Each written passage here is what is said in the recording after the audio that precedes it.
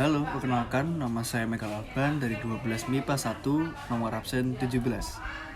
Pada kesempatan kali ini, saya akan melakukan percobaan getaran benda pada ayunan matematis.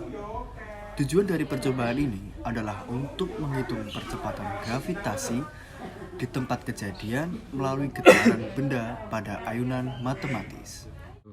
Alat dan bahan yang saya gunakan, yang pertama ada benang, kedua ada batu baterai sebagai beban, ketiga ada stang motor sebagai statis, lalu ada stopwatch, dan ada mistar. Kita akan menghitung panjang tali benang.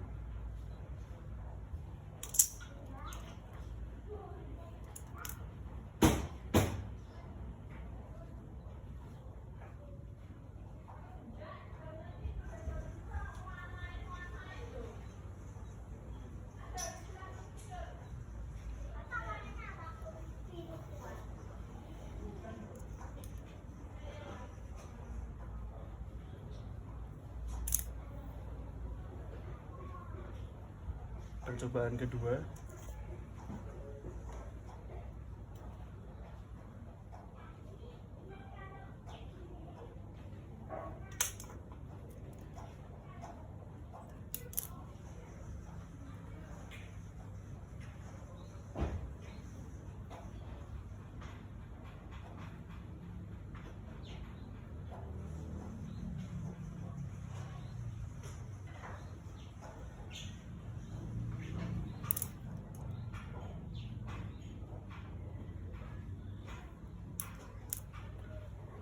percobaan ketiga,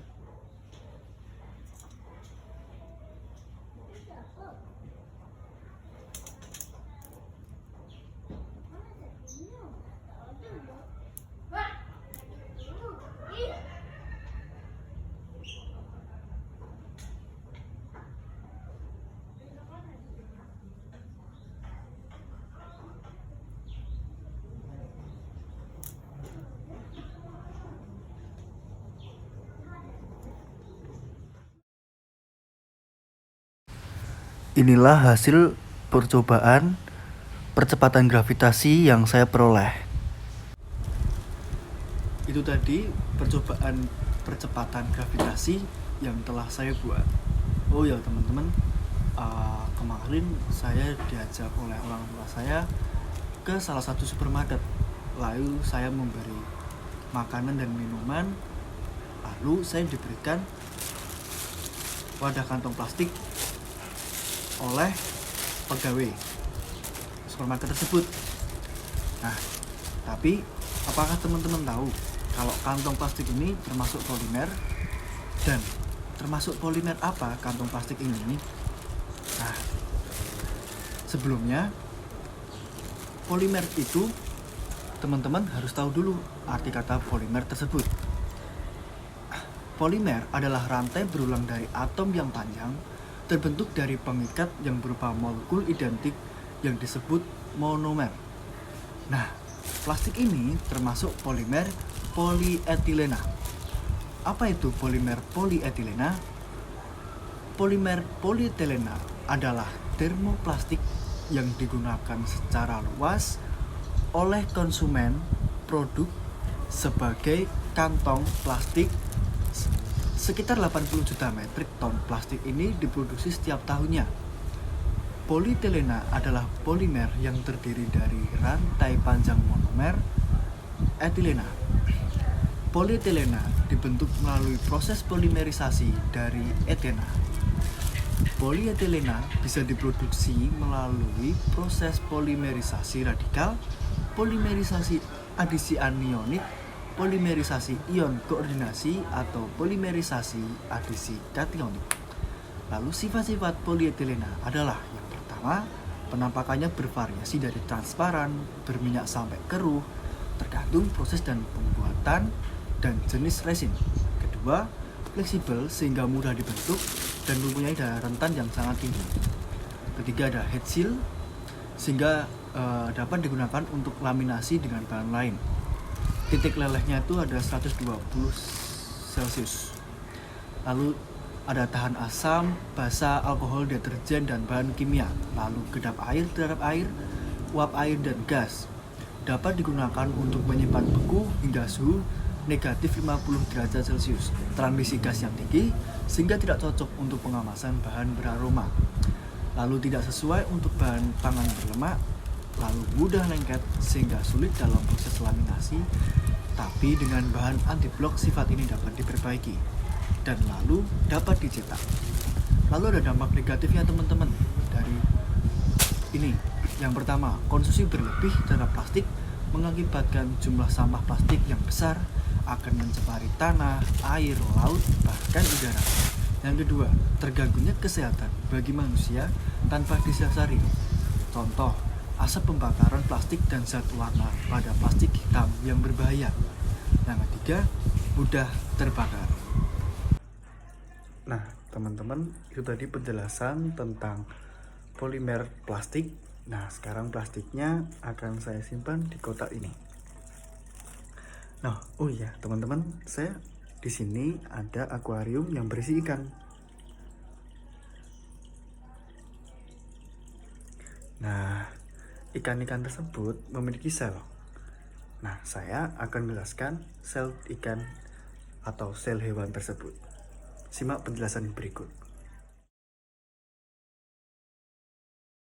Struktur organel sel hewan. Dalam struktur sel hewan terdapat bagian-bagian atau organel-organel dalam sel hewan dengan fungsi atau peran masing-masing. Fungsi organel-organel sel hewan merupakan tanda bahwa organel sel hewan tersebut memiliki pekerjaan yang dilakukan dalam sel tersebut sehingga dapat bekerja secara optimal. Ini adalah gambar sel hewan beserta keterangannya. Fungsi organel sel hewan. Nukleus. Nukleus adalah organ terbesar sel, berfungsi sebagai pusat kendali seluruh sel, terutama dalam melakukan sintesis protein. Nukleus terdiri atas membran nukleus, matriks, dan anak inti. Lalu terdapat ribosom. Ribosom berfungsi untuk sintesis protein yang selanjutnya digunakan untuk pertumbuhan, perkembangbiakan, atau perbaikan sel yang rusak. Lalu ada vesikel. Fungsi vesikel ditentukan oleh organel yang berada di dalamnya, seperti tempat reaksi seluler, tempat penyimpanan makanan, dan lain-lain. Lalu terdapat retikulum endoplasma, yang berfungsi sebagai saluran penghubung antara nukleus dengan bagian luar sel. Lalu selanjutnya terdapat badan Golgi yang berperan sebagai pusat produksi, pergudangan, penyortiran, dan pengiriman. Lalu terdapat sitoskeleton, yang berfungsi sebagai rangka pada sel seperti halnya rangka pada tubuh manusia. Sitoskeleton berfungsi memberikan bentuk pada sel dan membantu pengangkutan bahan-bahan di dalam sel. Lalu selanjutnya terdapat mitokondria yang berfungsi sebagai tempat proses oksidasi makanan, respirasi sel, fosforilisasi oksidasif, dehidrogenasi, dan sistem transfer elektron.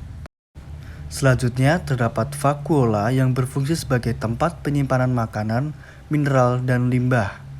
Lalu terdapat sitoplasma yang berfungsi sebagai tempat berlangsungnya metabolisme sel dan sumber bahan kimia sel. Selanjutnya lisosom. Lisosom memiliki beberapa fungsi, diantaranya melakukan pencernaan intrasel, menghancurkan struktur yang tidak dikehendaki, pembebasan enzim keluar sel, penghancur diri sel dengan membebaskan isi lisosom ke dalam sel, dan menghancurkan senyawa karsinogenik. Selanjutnya terdapat sentrosom yang berfungsi sebagai mengatur pembelahan sel dan pemisahan kromosom selama pembelahan sel pada hewan, menghasilkan gelendong pada sel hewan, serta sebagai benda kutub dalam mitosis dan meiosis.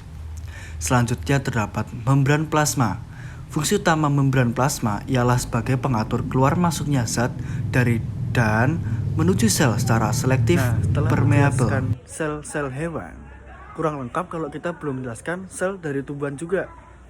Nah, di belakang saya terdapat banyak tumbuhan. Nih, teman-teman. Nah, saya akan menjelaskan sel-sel dari tumbuhan tersebut. Simak penjelasan berikut. Nah, beginilah gambar struktur sel tumbuhan. beserta keterangan-keterangannya. Struktur sel tumbuhan. Dinding sel yang pertama, dinding primer. Dinding sel primer adalah dinding sel asli yang pertama kali berkembang pada sel baru. Dinding sel primer tersusun dari selulosa, hemiselulosa, dan pektin. Yang kedua ada dinding sekunder. Dinding sel sekunder dibentuk di sebelah dalam permukaan dinding primer. Dinding sel sekunder terdiri dari selulosa atau campuran selulosa dengan hemiselulosa. Lalu terdapat lamela tengah. Lamela tengah terdapat di antara dinding primer dari dua sel yang berdekatan. Merupakan perekat yang mengikat sel secara bersamaan dengan memberi jaringan. Lamela tengah terdiri atas senyawa pektin campuran Ca dan Mg nektar. Lalu yang keempat ada noktah. Noktah adalah bagian tertentu dari dinding sel yang memiliki daerah jumlah penipisan. Biasanya pada sel yang berdampingan, letak noktah-noktah ini berhadapan dan tampaknya menjadi simetris. Keadaan ini menyebabkan hubungan antara sel satu dengan yang lain tetap berlangsung dengan lancar. Tetapi terdapat pula keadaan noktah tidak berbentuk simetris yang disebut dengan setengah noktah. Hal ini terjadi apabila sel yang berdinding tipis berhadapan dengan sel yang berdinding tebal. Noktah berdasarkan tebal atau tipisnya dinding sel dibedakan menjadi dua. A. Noktah biasa, yaitu terdapat pada dinding sel yang tidak begitu tebal seperti sel parenkim. B. Saluran noktah, pit canal, yaitu noktah-noktah yang sangat dalam dan panjang. Noktah berdasarkan bentuk terdiri dari A. Noktah sederhana dan B. Noktah ladam atau noktah terlindung. Tidak semua bagian dinding sel mengalami penebalan. Bagian tersebut terisi plasma yang disebut plasmodesmata, yang merupakan benang-benang plasma yang menghubungkan protoplasma sel satu dengan yang lain. Pembentukan dan pertumbuhan dinding sel terdapat dua cara terbentuknya penebalan dinding sel, yaitu yang pertama aposisi. Aposisi adalah cara terbentuknya lapisan penebalan yang baru yang seolah-olah melekat pada dinding sel yang lama yang telah dibentuk pada lapisan penebalan pertama. Maka dinding sel ini akan nampak berlapis-lapis seperti lamela-lamela penebalan. Yang kedua, intussusepsi. Intussusepsi adalah cara pembentukan lapisan penebalan yang tidak diletakkan pada dinding atau membran lama, melainkan dengan cara disisipkan di antara penebalan-penebalan yang telah ada. Lalu susunan-susunan kimia dinding sel. Dinding sel tumbuhan umumnya disusun oleh yang pertama zat organik, yaitu pektin, protopektin, selulosa, hemiselulosa, lignin, suberin, pentosan, kutin, spolenin, dan lain-lain. Lalu yang kedua ada zat anorganik, yaitu kersik, contohnya pada dinding epidermis, batang bambu, dan tebu. Protoplasma. A. Komponen protoplasmik, bagian yang hidup, terdiri dari yang pertama sitoplasma atau plasma sel, mempunyai bahan dasar hyaloplasma yang bersifat mampu membiaskan cahaya. Sitoplasma ini terdiri dari 3 lapisan, yaitu lapisan luar atau plasmoderma, lapisan tonoplasma, dan lapisan polioplasma. Lalu yang kedua ada aparatus Golgi, merupakan tumpukan sisterna kantung pipih yang bulat yang dikelilingi oleh vesikel yang berasal dari bagian tepi sisterna. Fungsi aparatus Golgi yaitu glikosilasi, menyiapkan sekret untuk sekresi sel, reparasi membran sel, pembentuk senyawa penyusun dinding sel, dan pembentuk akrosom. Lalu yang ketiga terdapat badan mikro, merupakan organel bulat yang hanya terbungkus oleh selapis membran. Pada sel-sel tumbuhan, badan mikro sering berdekatan dengan kloroplas, karena kedua organel ini terlibat dalam metabolisme jalur glikolat. Fungsinya untuk oksidasi substrat pada mamalia dan jalur glikolat. Lalu yang keempat terdapat stereosom, adalah badan lipid yang berbentuk bola yang berfungsi sebagai pusat sintesis dan penyimpanan lemak. Lalu yang kelima, ribosom. Ribosom merupakan partikel-partikel kecil yang ditemui pada luar membran Re dan bebas dalam sitoplasma, nukleus, kloroplas, dan mitokondria. Ribosom berfungsi untuk sintesis protein. Lalu yang keenam terdapat mikrotubul, adalah silinder panjang berongga yang tersusun dari protein tubulin yang saling bergabung. Mikrotubul merupakan komponen spindel, mitosis, dan meiosis pada fragmoplas. di saat pembentukan dinding sel baru dalam sitokinesis. Lalu yang ketujuh terdapat mitokondria. Mitokondria berbentuk lonjong, batang, atau kawat kecil dengan bentuk dan ukuran yang beragam. Mitokondria memiliki membran rangka, memiliki ribosom dan DNA di dalam matriksnya, sehingga dapat mensintesis bagian proteinnya sendiri. Mitokondria juga mengandung enzim-enzim siklus Krebs yang berperan dalam respirasi sel. Lalu yang kedelapan terdapat plastisida. Plastisida memiliki bentuk, warna, ukurannya bermacam-macam. Plastisida dibedakan jadi dua macam berdasarkan ada tidaknya zat warna di dalamnya, yaitu plastida yang tidak berwarna, yaitu leukoplas, dan plastida berwarna, yaitu kloroplas, dan plastida berwarna kuning dan jingga disebut kromoplas. Lalu yang kesembilan terdapat nukleus.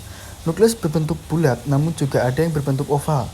Nukleus terdiri dari membran nukleus, matriks inti atau nukleoplasma, dan nukleus. Lalu yang ke-10 terdapat vakuola. Vakuola merupakan ruang dalam sitoplasma yang berbatasan dengan tonoplas, berisi cairan dan zat-zat yang terlarut, gula, protein, asam organik, fosfatida, tanin, pigmen flavonoid, dan CA oksalat. Vakuola berfungsi dalam mengatur air.